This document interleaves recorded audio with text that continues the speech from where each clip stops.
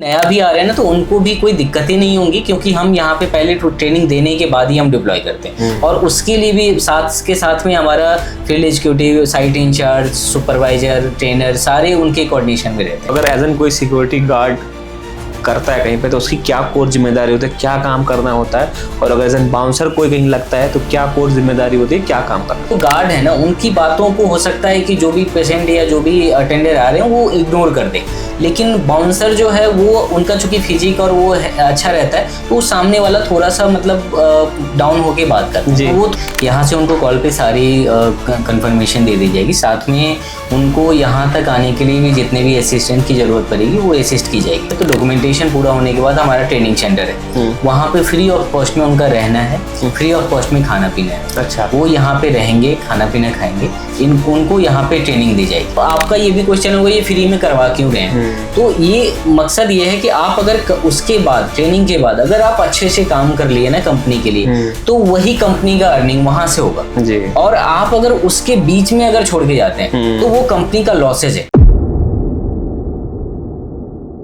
तो दोस्तों फिर हैं हम मेट्रोलाइट के ऑफिस में, और आज आप लोगों के लिए बहुत अच्छी वैकेंसी लेके आया हूँ। मैं उन लोगों के लिए वैकेंसी लेकर के आ जाया हूँ जिनकी हाइट एंड विड्थ अच्छी होती है, और यहाँ पे बहुत अच्छी आपको सैलरी भी मिलने वाली है और सपोर्ट भी मिलने वाला है। तो सर, आगे बढ़ने से पहले मैं चाहूँगा कि आप अपना इंट्रोडक्शन हमारे व्यूअर्स को दें। मैं मेट्रोलाइट में जीएम हूँ, संजीव चौधरी। मैं यहाँ पे ओवरऑल सारा मैनेजमेंट और जो भी मार्केटिंग, सेल्स वगैरह सारा कुछ देख रहा हूँ। तो यहाँ पे जो भी अपॉर्चुनिटी है और क्या कैसे उसमें ग्रोथ है वो सारे अभी डिस्कस करेंगे सर से। जी, तो सर सबसे पहले मैं जानना चाहूँगा कि अभी जिस वैकेंसी की बात करने वाले हैं वो कौन कौन सी प्रोफाइल है? अभी जैसे सिक्योरिटी गार्ड है, या सिक्योरिटी गार्ड में जिसका फिजिक बेहतर है तो उसके लिए बाउंसर का है या सुपरवाइजर है। जी, तो सर इसमें सबसे पहले मैं जानना चाहूँगा जो कि सबसे ज़रूरी होता है कि इसमें एजुकेशन क्वालिफिकेशन क्या चाहिए होती है अगर कोई आता है तो? एजुकेशन इसमें मिनिमम जो है सो 12th हम लोग लेते हैं सिक्योरिटी गार्ड में। अगर 12th पास आउट है तो हम सिक्योरिटी गार्ड में उसको कंसीडर करेंगे।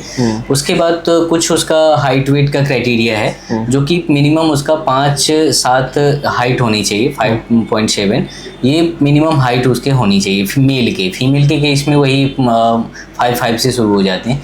तो ये क्राइटेरिया है, इसके अकॉर्डिंग फिर वेट रहती है। तो इसी में फिर जिसका अच्छा फिजिक रहता है तो उसमें उसका अलग अपॉर्चुनिटी मिल पाते हैं। और जैसे जैसे थोड़ा सा बाउंसर में क्या होता है कि उसको डेली वर्कआउट भी अच्छे से करने पड़ते हैं। अच्छा, तो वो मतलब तो उनका ड्यूटी आवर में भी थोड़ा फ्लेक्सिबिलिटी रहते हैं, क्योंकि उनका ओवरऑल फिजिक के अकॉर्डिंग ही उनको पोस्ट दिया जाता है। तो सर अब मैं एक मेन बात करना चाहता हूँ कि जो एक्सपीरियंस पर्सन है जो काम कर रहे हैं वो तो जॉब ढूंढ लेते हैं, चैलेंज आती है नए लोगों की, या जो लोग गांव से वीडियो को देख रहे हैं वो लोग इसमें आना चाहते हैं, तो सर उनको कुछ पता नहीं होता है, तो सर उनको किसी तरह ट्रेनिंग एंड ऑल में किसी तरह हेल्प आप करते हो? बिल्कुल, जैसे ही वो अप्लाई करते हैं, जैसे ही वो ये वीडियो देख के या जैसे भी वो हमें कनेक्ट करेंगे, यहाँ से उनको कॉल पे सारी कंफर्मेशन दे दी जाएगी। साथ में उनको यहाँ तक आने के लिए भी जितने भी असिस्टेंट की ज़रूरत पड़ेगी वो असिस्ट की जाएगी। अच्छा, साथ में जब वो यहाँ पे आते हैं तो उनका जब डॉक्यूमेंटेशन पूरा हो जाता है, तो डॉक्यूमेंटेशन पूरा होने के बाद हमारा ट्रेनिंग सेंटर है, वहाँ पे फ्री ऑफ कॉस्ट में उनका रहना है, फ्री ऑफ कॉस्ट में खाना पीना है। अच्छा, वो यहाँ पे रहेंगे, खाना पीना खाएंगे, उनको यहाँ पे ट्रेनिंग दी जाएगी। और वो दोनों फिजिकली और थियोरेटिकली दोनों ट्रेनिंग जैसे ही कंप्लीट होता है, अप्रॉक्सीमेटली 5 to 7 डेज में जनरली हम लोग का रहता है कि उनको ट्रेन कर दें, ताकि वो क्या होता है कि गांव से जो भी आते हैं ना, तो वो यहाँ पे बैठने के लिए तो आए नहीं है, जितना जल्दी वो ट्रेंड हो जाए। उसके बाद फिर हम उनका डिप्लॉयमेंट का प्रोसेस चालू करते हैं। तो वो इनका जब ट्रेनिंग पूरा कंप्लीट हो जाता है, इस ट्रेनिंग का भी कोई कॉस्ट नहीं है। अब ये है कि इसमें जैसे यूनिफॉर्म वगैरह है तो वो सब चार्जेबल है जी। और उसके अलावा फिर जब कहीं पे डिप्लॉय किए जाते हैं, तो डिप्लॉय करने के बाद अगर जो भी दिक्कतें आती है, वहाँ पे भी हमारा ऑन साइट ट्रेनर जाता है।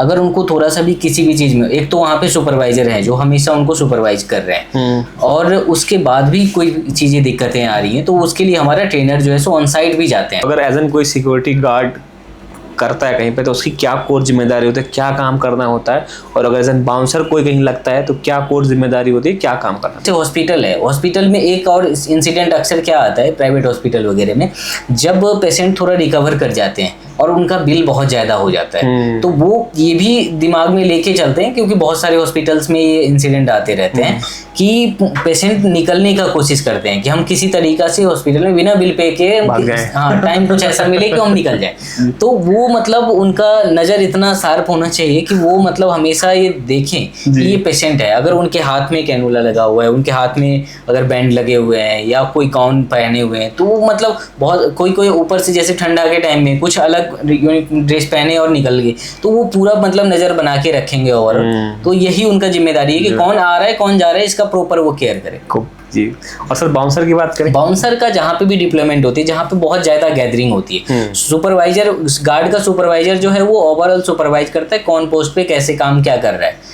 दूसरी बात, जो बाउंसर होता है उसका भी किसी पोस्ट पे डिप्लॉयमेंट होती है, वो सबसे जो ज़्यादा गैदरिंग का पॉइंट होता है वहाँ पे बाउंसर का डिप्लॉय करते हैं, ताकि जो गार्ड है ना उनकी बातों को हो सकता है कि जो भी पेशेंट या जो भी अटेंडर आ रहे हैं वो इग्नोर कर दे, लेकिन बाउंसर जो है वो उनका चूंकि फिजिक और वो अच्छा रहता है, तो वो सामने वाला थोड़ा सा मतलब डाउन होके बात करता है, तो वो थोड़ा सा ना समझने की प्रयास करता है। अगर गार्ड है तो उनको साइड भले कर दे, लेकिन वो बाउंसर है तो थोड़ा सा वो बाउंसर जो बोल रहा है वो समझेंगे। बाउंसर को अच्छे से समझाया जाता है कि आप किसी से लड़ेंगे नहीं, हाथापाई नहीं करेंगे, बस आपको ये है कि उनको शांत करके रखना है, हल्ला गुल्ला ना हो, कोई दिक्कत ना हो। जी जी। अब सर थोड़ा सा मैं वर्किंग डेज की बात कर रहा हूँ, कितने दिन काम करना होता है, कब कब छुट्टी मिलती है?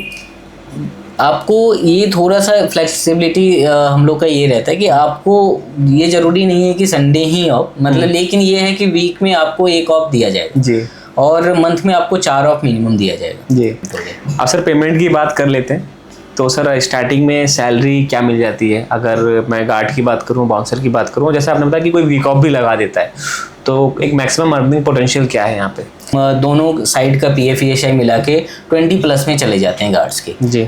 अगर यहाँ दिल्ली के अलावा दूसरे स्टेट में अगर डिप्लॉयमेंट होते तो वहाँ का मिनिमम वेज बहुत ज़्यादा कम हो जाते हैं, तो वहाँ पे भी अप्रोक्सीमेटली 18 के अप्रोक्स में चले जाते हैं जी। तो ये हमारा मिनिमम मतलब रहता है कि इतना हो जाए। तो अगर बाउंसर की बात कर लें तो सेम सैलरी रहती है, कुछ ज़्यादा मिलती है? नहीं, बाउंसर का हमेशा जो है सो 22-24+ ही रहते हैं। अच्छा। और सुपरवाइजर की बात करें तो मिनिमम उसका 18,000 मिनिमम इन हैंड रहते हैं। उसके बाद फिर PF ESI उसका भी मतलब 21-22 मिनिमम 20-21,000 चला जाता है। लेकिन ये अगर बाउंसर का देखें तो वो सारा कुछ जोड़ के कंप्लायंस से जोड़ के तो अगर देखें तो 25 के में चला जाता है। सर कितने घंटे की ड्यूटी करनी पड़ती है? 12 घंटे? हाँ, ये है कि अलग अलग साइट्स पे अलग अलग है। बहुत सारे जगह पे हैं जहाँ पे 8 आवर्स की ड्यूटी है, बहुत सारे जगह पे है कि 12 आवर्स का ड्यूटी है। लेकिन ये जो भी यहाँ पे आ रहे हैं वो ये माइंड मेकअप करके चलें कि हमें अगर 12 घंटे मिल रहे हैं तो हम स्टार्ट कर लें, और जैसे ही हमें एक्सपीरियंस और स्किल्स एड ऑन होते हैं,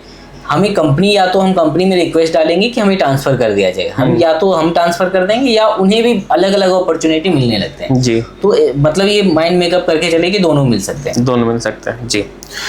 अब सर जैसा कि आपने शुरुआत में तो बता ही दिया, बट मैं कुछ इन शब्दों में जानूंगा कि मतलब आप बचाता है, ट्रेनिंग लेता है, आप उसको प्लेस भी करते हो, काम भी करता है, तो इन सब पूरे प्रोसेस के दौरान आपके एंड से कोई भी चार्जेस तो नहीं है? नहीं, बिल्कुल भी नहीं। हम लोग का ये बस रहता है कि अगर हम आपको ट्रेनिंग दिए हैं, फ्री ऑफ कॉस्ट में आपको रहने का दिए हैं, खाने का दिए, वहाँ पे जो ट्रेनर है उसका दिए, तो इस सब में कंपनी का कॉस्टिंग जाती है। अब आपका ये भी क्वेश्चन होगा ये फ्री में करवा क्यों रहे हैं, तो ये मकसद ये है कि आप अगर उसके बाद ट्रेनिंग के बाद अगर आप अच्छे से काम कर लिए ना कंपनी के लिए, तो वही कंपनी का अर्निंग वहां से होगा जी। और आप अगर उसके बीच में अगर छोड़ के जाते हैं तो वो कंपनी का लॉसेज है जी। और वो लॉसेज का हो सकता है कि आपके ऊपर पेनल्टी लगे, क्योंकि आप ना सारा चीज आप देख लीजिए, आपको जो भी कंफ्यूजन है पूरा क्लियर करके यहाँ पे आपको हर चीज का, आपका डॉक्यूमेंटेशन का आपको स्लिप मिलेंगे, आप रह रहे हैं उसके ट्रेनिंग सेंटर का स्लिप, हर चीज का मिलेगा। ट्रेनिंग आपका कंप्लीट हो गया उसका आपको सर्टिफिकेट मिलेंगे, लेकिन वो सारा कंप्लीट होने के बाद आप हमारे लिए काम करना जरूरी है। मिनिमम आप 3 मंथ 6 मंथ आप हमारे लिए काम करें ताकि हम जो आप पे खर्चा इन्वेस्ट किया वो कहीं ना कहीं आउटपुट निकल सके। अच्छा, बिल्कुल सही बात है सर। और ये जेन्युइन बात भी है दोस्तों कि अपना ना माइंड मेकअप करके आइए,